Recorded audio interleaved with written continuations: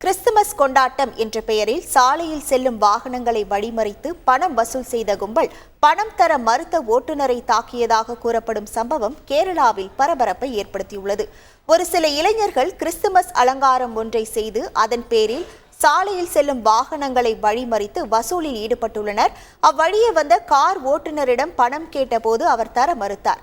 இதனால் ஆத்திரமடைந்த அந்த இளைஞர்கள் ஓட்டுநருடன் வாக்குவாதம் செய்து கார் சாவியை பறித்து அவரை வெளியில் இழுத்து சாலையில் தள்ளி தாக்குதல் நடத்துவதை போன்ற வீடியோ சமூக வலைத்தளங்களில் அதிகமாக பரவி வருகிறது.